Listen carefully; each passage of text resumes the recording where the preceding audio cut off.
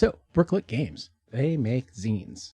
I backed this first one here, Vortex Isle, during Zine Month, and I really, really liked it.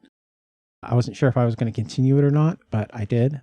It's $12 a month for a physical. And yeah, let's get a good look at them here. So there are 4 out currently. I think the 5th one just got sent out.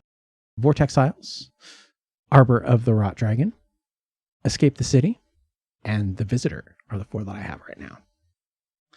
All right, let me set this aside. Open this up.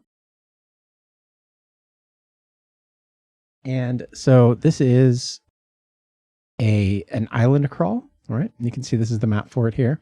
And the islands kind of go down in a vortex. I thought it was a pretty cool idea. At the time, I was really into the whole seafaring, spacefaring kind of thing. So I jumped on it, and I really like it. I like the way these are written. There's an overview in the front, and there's kind of an overview for every location here.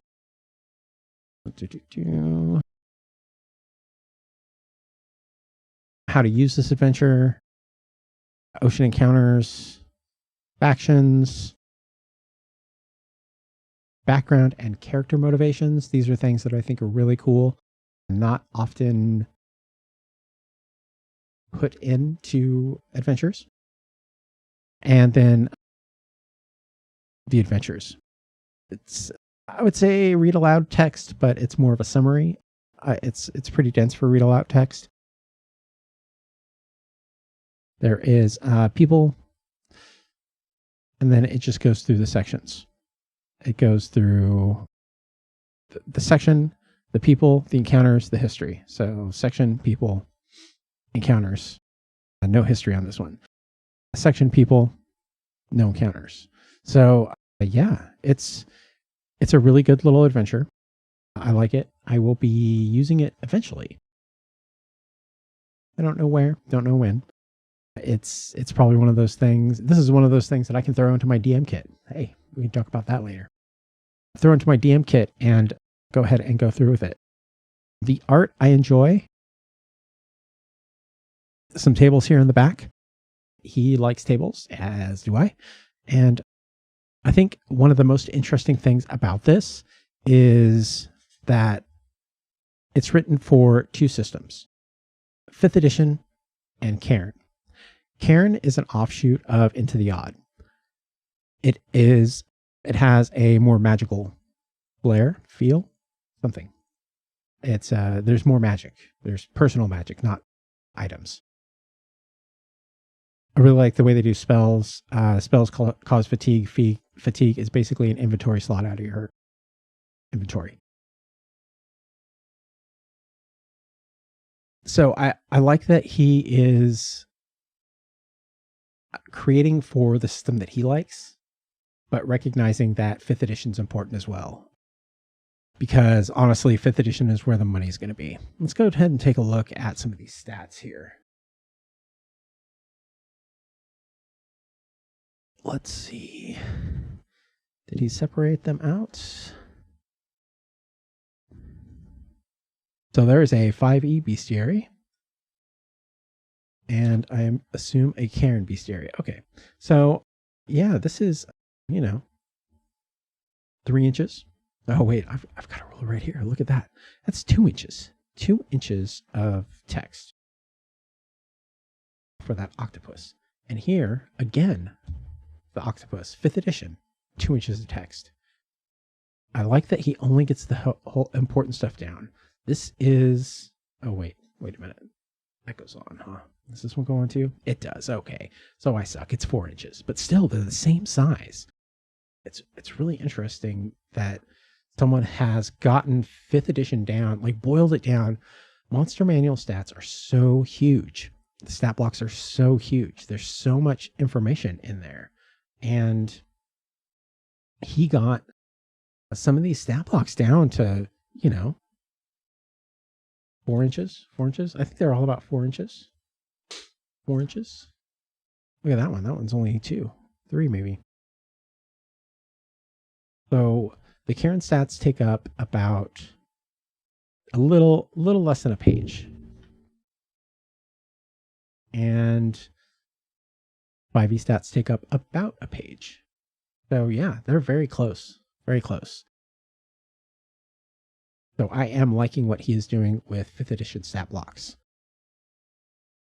If I ever publish anything again and decide to put stats in it, I may just use that theory and just compress those stat blocks down really hard. Arbor of the Rot Dragon. This is about a rotting tree dungeon. The covers are thicker paper. The interiors are thin, glossy paper, which makes them a little harder to read. They have that reflection that you might be getting a bit of, but they're put together really nice. I like the feel of them, and especially the look of them. I like the art.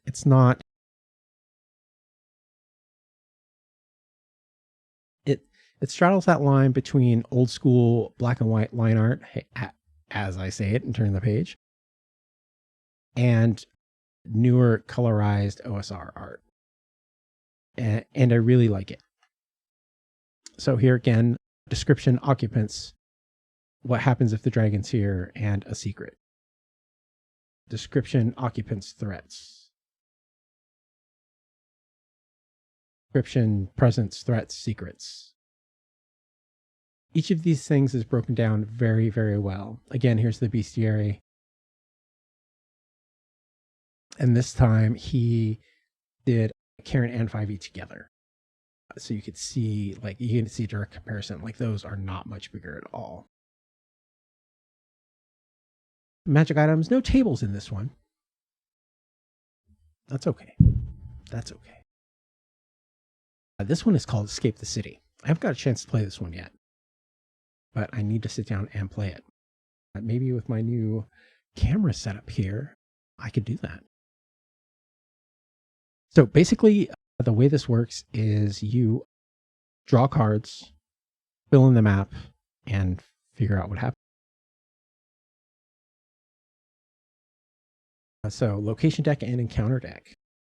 Red is the location deck, black is the encounter deck. And then you draw cards, write down, and then do an encounter. Here are the locations. The premise is between areas of a city, draw a location card, set the stage for what happens next.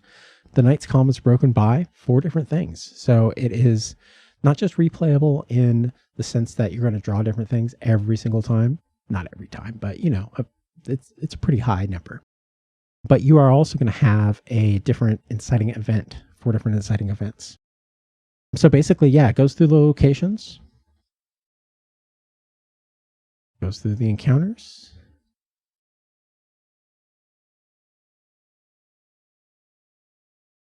and then the bridge is the end, and that's how you get out. Again, I enjoy the way that he writes. It's not overly flowery. It's not flat. I really like the stats. I like that he puts, I love what he's done with the 5e stat block. It breaks it so much down. That's funny that he put the numbers in here for attributes. And I don't know, did he on this one? Is that a new thing for him? No, it's not a new thing. So it was just in the first one that he didn't have the stats. He just had the numbers in it because you so rarely use the stat. And then this one has 2 pages of random tables, 2 pages of random tables. And this has got the oracles. So if you're playing without a GM, which this is set up to play without a GM, direction, outcome, and tactics. We've got a random table of frozen citizens, treasures, details for the city block. We've got things like a 10-foot ladder, broken jar of rice, a dead bull, 20 different names, tips, and special circumstances. And like I said, this is one that I am excited indeed to play with. And this one is the latest one I have, the latest one I was sent. There is one more out there. that is floating around. And this one's called the Visitor. And this says a system neutral encounter generator. And I love this because the whole thing is tables. So yeah. Why did they come out here? What is the landmark they are found at? What is the location? What are the vessels? How did they show up? Species appearance, name, behavior, destination, power, language, and unearthly relics, the location, what's hiding it, and the trap. And then here are the items. And as you can see, it is a very short one. What was that, 4 pages? So this is like, yeah, 2 sheets of paper. Very small. Very small indeed. But this one, I will use more than the other 3, I imagine, because it has the tables in it, and I am actually running Science Fantasy right now, so it's something that I will use more of. Wow, that's just awful. All right, let's try that again. So the Visitor is something that I will use more than the rest of them, most likely. It has tables that I will use. I am running Science Fantasy right now, so it has good stuff in there that fits into the genre that I'm doing. And it's just more tables. I love tables. Someday, I'm going to get all my tables into World Anvil. I'm not going to worry about it. But for right now, I'm still sneaking around PDFs looking for stuff. Who did I listen to that had a great idea for random tables? Basically what he did, he had an index of random tables somewhere where he would write down what the random table was. So place names, right? Or people names. Male names. That's what we'll go with. Male names. So I think he wrote it down. I don't know if he was using OneNote or a spreadsheet, but he had something like that, and he would write down, okay, male names is page 7 in this PDF. Male names is page 25 in this other PDF. Male names is page 45 in this other PDF. And then whenever he needed a male name, he'd look up this on his spreadsheet or OneNote or whatever, and he would say, okay, I've got 3 tables here. Let me roll a D3. Then he'd go pick up that table. It's a good way to do things. And especially if you do it right, having that stuff linked all together. So he would have a table, he'd have the page number, he'd link the PDF to it, and then he'd click on it and go to that PDF. I thought that was really cool. It's something I can do in OneNote as well, but it's only going to work from one spot. It is not going to work if I use my laptop and pull it up. It will, well, it depends. If I make it on my laptop, it'll work on my laptop. But if I make it at home, it's not going to work on my laptop. If I make it on either of those, it's not going to work on my phone.